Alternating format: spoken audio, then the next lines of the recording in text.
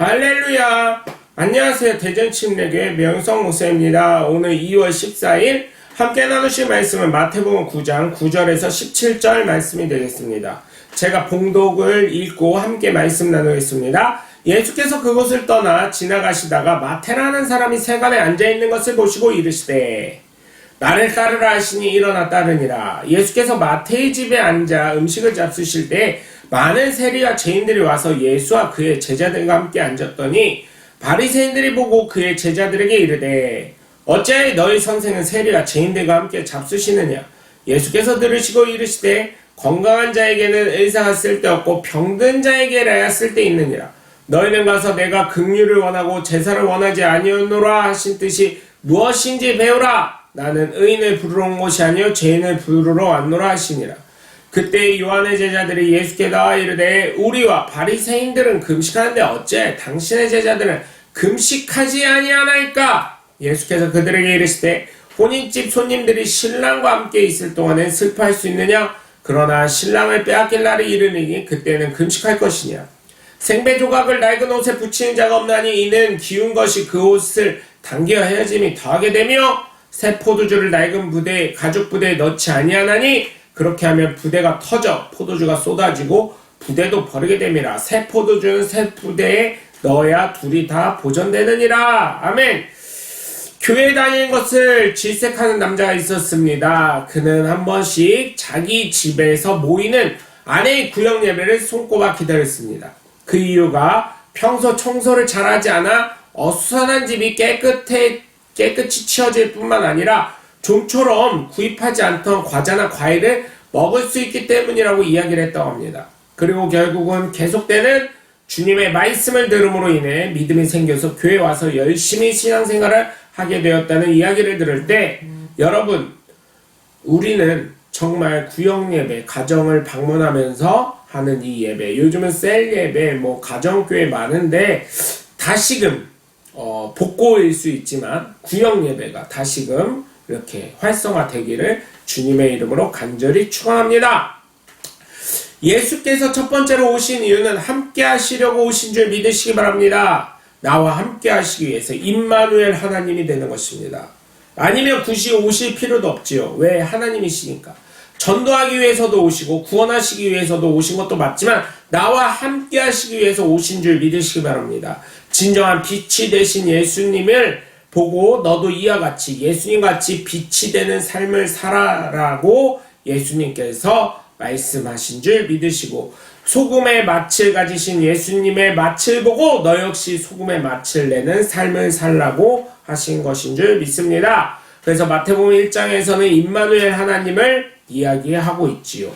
예수님은 하나님이시자 우리 함께 하시고자 이 땅에 오신 줄 믿으시기 바랍니다. 오늘 본문 세리였던 마태, 그는 예수님이 마태에게 뭐라고 말씀하셨습니까? 오늘 본문에 보니까 나를 따르라 하니까 따릅니다.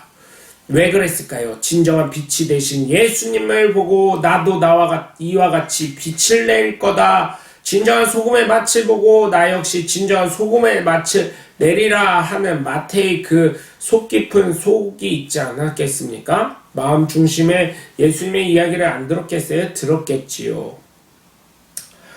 우리가 경험을 하지 못해서 그렇지 일제시대를 사셨던 분들의 이야기를 들으면 친일파 사람들, 자신의 이득을 위해 살아갔던 사람들의 이야기를 들으면 정말 가슴이 아픕니다. 그런데 이 당시 세리라고 하면 로마 군인들이나 정치인들과 친한 사람들이었죠. 그들에게 뇌물을 주고 이스라엘 백성에게는 세금을 부과를 과다하게 징수할 수 있는 권한을 가진 사람들입니다. 조선시대의 사또들이 한국에 잘못 들어오면 자신의 이익을 위해서 착취하듯 이러한 삶을 살 수 있었을 것입니다. 그러나 이러한 존재임에도 불구하고 예수님은 제자로 부르십니다. 나를 따르라고요. 그럴 때 그는 주님의 말씀에 즉각 순종합니다. 여러분, 우리 역시 예수님이 오셨기 때문에 구원받아 이러한 삶을 살지 마태보다도 더한 존재였음을 우리는 기억해야 합니다. 죄인된 존재였지만 성령의 능력으로 아직도 부족하지만 예수님의 사랑으로 하나님의 은혜를 입고 살아가는 귀한 존재인 줄 믿으시고 정말 우리 역시 하나님의 거룩하신 영인 성령님과 늘 존재하는 함께하는 존재가 되시길 주 예수 그리스도의 이름으로 간절히 축원합니다. 두 번째로 예수님께서 오신 이유는 용서하려고 오신 것입니다. 예수님의 주된 사역은 죄사함이셨습니다. 죄를 짊어가지고 위에서 이 땅에 오신 것입니다. 그래서 십자가의 형벌을 받으시고 십자가에 죽기까지 복종하시고 그 죽으심이 헛되지 않게 하시려고 죄 없으심이 증명되시자 3일 만에 부활하신 그 존귀하신 예수님이 되신 줄 믿으시기 바랍니다. 마태복음 1장 21절에 있는 것처럼 자기 백성의 죄에서 구원하실 분이 바로 예수님이신 것을 우리는 기억해야 될 줄 믿습니다.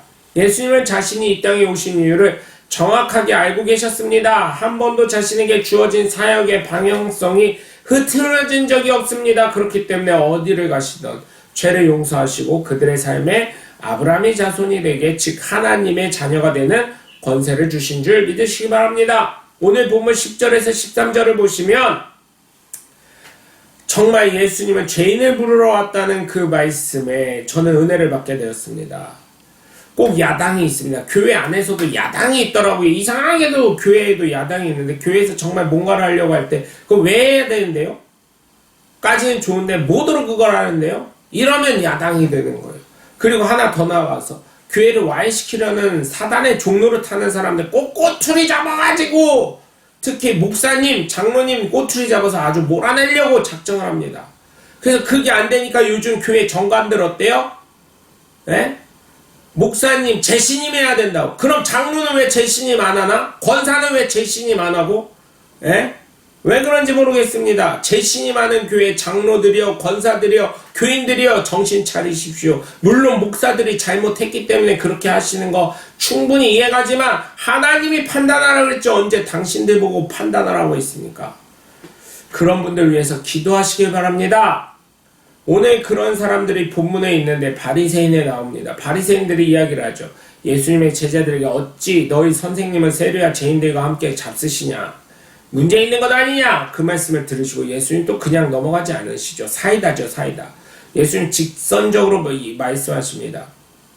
내가 긍휼을 원하고 제사를 원한다는 말씀 뭔지 아냐? 나는 의인을 부르러 온 게 아니고 죄인을 부르러 온 거야. 병든 자에게 의사가 필요하지 건강한 사람에게는 의사가 필요 없지 않냐? 이렇게 말씀하십니다.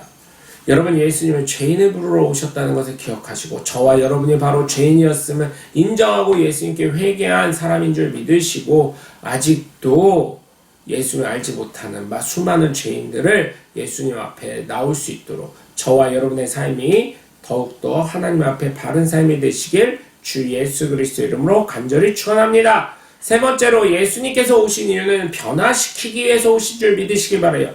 우리는 새롭게 변화가 되어야 합니다. 새로운 사람이 되어야 합니다. 죄인의 자리에서 하나님의 자녀가 되었는데 죄인의 자리에 머물러 있으면 안 됩니다. 왕자들이 많이 있던 시절에 왕이 되는 세자의 자리에 앉게 되면 그 세자의 자리에 맞는 위치에 맞는 격식을 차릴 줄 알아야 되는 것처럼 우리는 더 이상의 죄의 자리에 있는 것이 아니라 하나님의 귀한 자녀의 반열에 올랐기 때문에 자녀다운 삶을 살아야 될 줄 믿습니다. 오늘 보면 14절에서 17절을 보시면 정말 여러분 다 잘 아시는 말씀이죠. 요한의 제자들도 어쩌면 야당입니다. 뭔가를 하려면 걸리게 넘어지게 하는 자들입니다. 그래도 자기들은 그나마 바리새인들보다 낫다고 생각했나 봅니다. 어차피 야당은 야당인데요. 예수님께 따집니다. 우리나라 바리새인들은 금식하는데 왜 예수님의 제자들은 잘 먹습니까? 잘 먹는 것도 문제가 되는 시절입니다. 그런데 예수님 명쾌하게 말씀하십니다. 신랑과 함께 있을 때 신부가 웃을 수 있냐?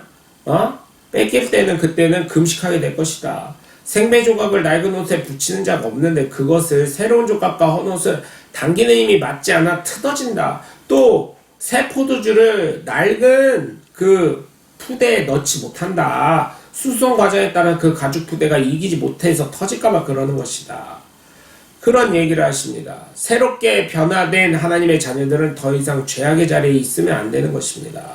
하나님의 자녀다운 삶을 살아 하나님이 계신 천국을 소망하며 신랑 되신 예수님을 따라 존귀한 삶을 살아가야 될 줄 믿습니다. 그래서 우리는 새롭게 변화된 존재들로 하나님의 자녀다운 귀한 삶을 살아 진정한 빛이 되시고 소금의 맛을 내시는 예수님처럼 세상에 나아가 온전한 빛이 되려고 노력해야 되고 온전한 맛을 내서 수많은 죄인들을 예수님 앞에 모이게 할 수 있는 하나님의 귀한 자녀들 되시길 주 예수 그리스도의 이름으로 간절히 축원합니다. 여러분 오늘도 함께 해주셔서 감사하고요. 저는 대전 침례교회 명성 목사였습니다. 감사합니다. 샬롬.